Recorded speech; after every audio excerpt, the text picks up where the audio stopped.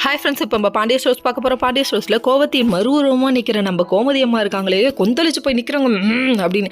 நானே தம் கட்டி நிற்கிறேன், என்கிட்ட வந்து என்ன வச்சுருன்னு கேட்குறியடி, போடி அங்கிட்ட அப்படின்னு சொல்கிறாங்க.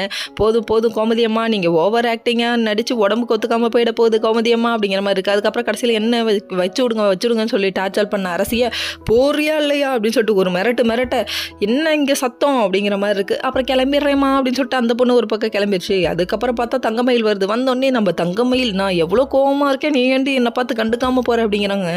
நான் போய் மாமாவுக்கு சாப்பாடு கொடுத்துட்டு வரேன், மறுபடியும் போய் சாப்பாடு கொடுக்க கிளம்பிட்டாங்க. அதுக்கப்புறம் என் புருஷனுக்கு கொடுக்காதீ அப்படின்னு சொல்லிட்டாங்க. உன் புருஷனுக்கு மட்டும் கொடுத்துக்கோடின்னு சொல்லிட்டாங்க. அப்பயும் அந்த பொண்ணு குறைக்கலைங்க. நான் மாமாவுக்கும் கொடுக்குறேன்னு கால் பண்ணி கேட்டு கொடுக்குது. இன்னும் கோவத்தை அதிகப்படுத்திட்டீமா அப்படிங்கிற மாதிரி இருக்குது. இன்னொரு பக்கம் ஆஃபீஸ் முடிஞ்சு நம்ம மீனா வீட்டுக்கு வராங்க. வந்தோடனே பலகாரம் வாங்கிட்டு வந்து கொடுக்குறாங்க. என்ன பலகாரம்னு பார்க்குறீங்களா? பப்ஸு, சமோசா அப்படி இப்படின்னு ஏதோ வாங்கிட்டு வந்து கொடுக்க, அதை வாங்கி அரசி பார்த்தோன்னே ஜாலி ஜாலி அப்படின்னு சொல்லிச்சு வச்சு பொழந்து கட்டிகிட்டு இருக்கு. அந்த டைம் பார்த்து தங்கமயில் வந்து, உங்களுக்கு எத்தனை தடவை சொல்லியிருக்கேன், நீங்கள் ஏன் வாங்கி தந்துகிட்டே இருக்கீங்க அப்படின்னு சொல்லிட்டாங்க.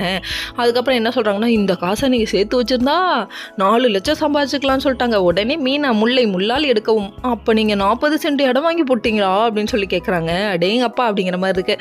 வேறு லெவல் பா, உனக்கு ஏற்ற பொண்ணு இவங்க தாங்கப்பா அப்படிங்கிற மாதிரி இருக்குது. அதுக்கப்புறம் ஒரு இன்சல்ட் பண்ணி அனுப்பி விட்டாங்க. நம்ம தங்கமயில் என்ன பண்ணுறாங்க, அவங்க அம்மா வீட்டுக்கு போயிருக்காங்க. அப்பன்னு பார்த்தா அவங்க அம்மா என்ன சொல்கிறாங்கன்னா, அவங்க 3 கூட்டணியை பிரித்து விடுன்னு சொல்கிறாங்க. ஒருத்தர் நல்லா பேசிகிட்டு இருக்க, அதை பிரித்து விடணும்னு நினைக்கிறியேம்மா, நீ பார்க்குற வேலைலாம் இப்படிமா இருக்குது அப்படிங்கிற மாதிரி இருக்குது. உன்னால தான் தங்கமயில் கெட்டு போய் நிற்கிது அப்படிங்கிற மாதிரி இருக்குது. வீட்டில் வந்து சொல்லிவிட்டு அதை ஃபீல் பண்ணிகிட்டு இருக்காங்க. அதுக்கப்புறமா பார்த்தா சரின்னு கிளம்பி போகலான்னு கிளம்பி வந்துட்டாங்க. Okay friends.